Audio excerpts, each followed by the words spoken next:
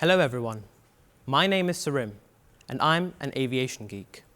I'd like to welcome all of you on board my flight TEDx.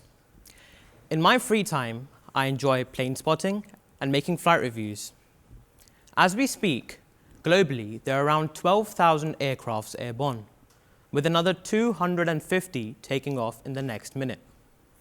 Each aircraft symbolizes human engineering's limitless possibilities and our ambition to explore the unknown. However, all of this comes with a very high cost.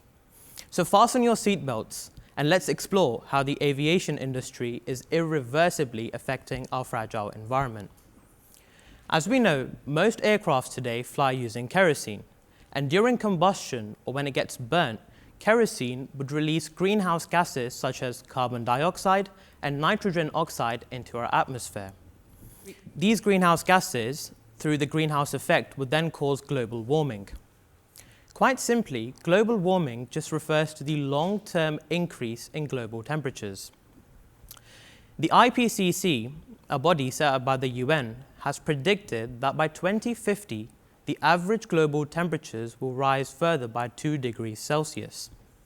And this rise in temperature would mean that drought conditions would worsen, the availability of fresh water would diminish, and coastal infrastructure would become more vulnerable to storm surges and flooding. These are, of course, only some of the effects of global warming. The International Air Transport Association, or the IATA, has provided data which clearly suggests an increase in the number of global flights over the last 2 decades. The main reason for this has been a surge in global tourism. So as disposable income increases and consumer spending also increases, people look to travel around the world and explore new places. Due to this, airlines have increased their operations and started flights to new destinations. So we can say that as the number of flights increases, the CO2 emissions would also increase at the same level.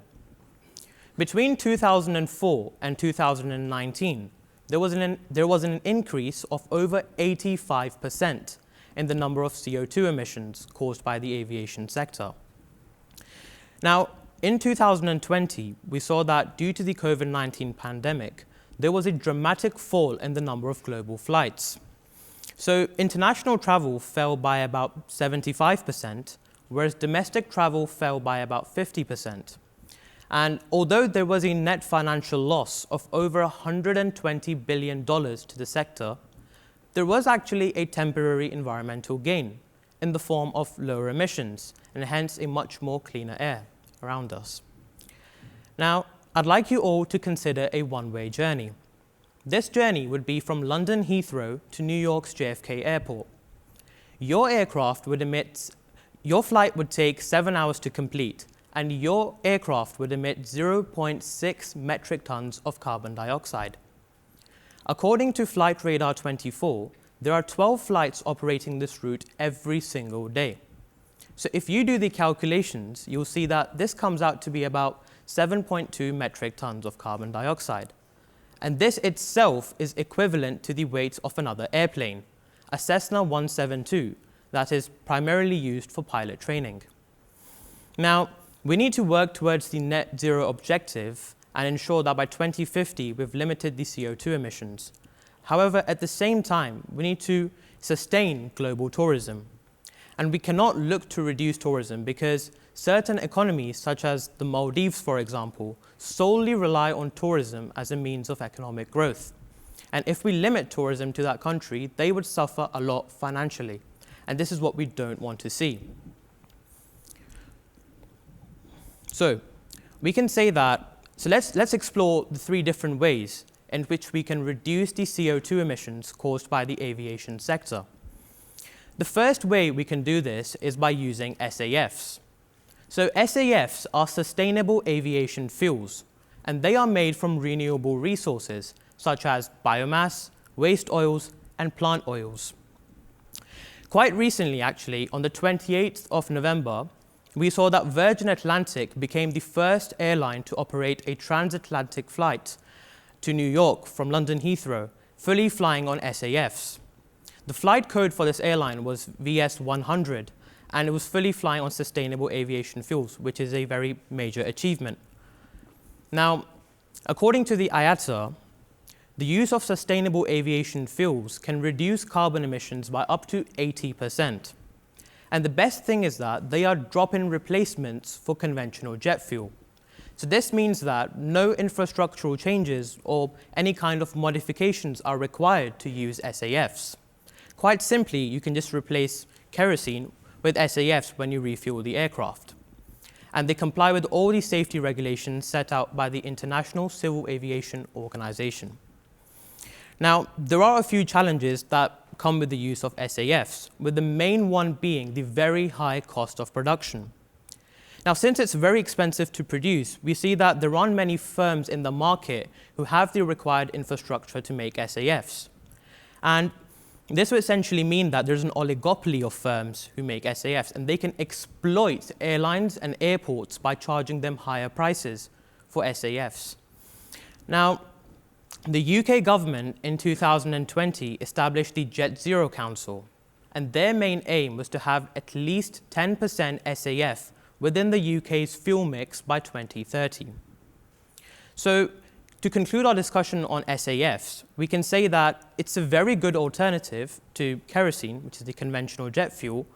However, a lot needs to be done to increase the production of this type of fuel and lower its cost, so most airlines and airports around the world can benefit from this.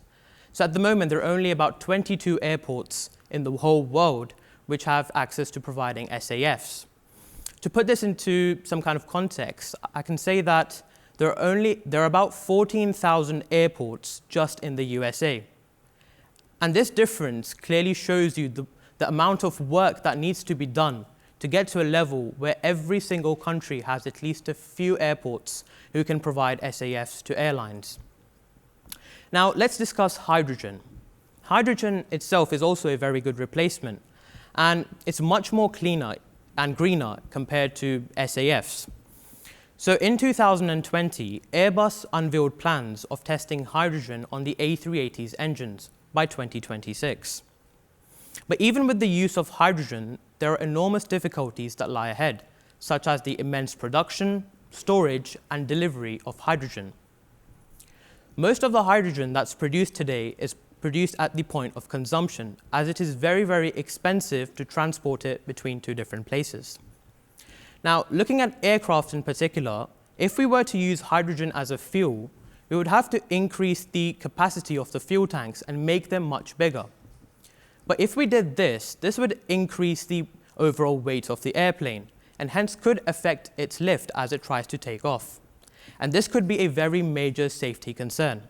And hence, this would require a lot of regulation change by the International Civil Aviation Organization. Now, let's move on to the final way that I'll be discussing, which is the carbon offsetting programs. So carbon offsetting programs are designed by airlines to essentially allow individuals or passengers who have just taken a flight to neutralize their proportion of the carbon emissions caused by the journey. So at the moment, there are about 40 airlines in the world who have their own program, with a few of them being Etihad, KLM, Emirates, and Qantas that we'll be looking at now.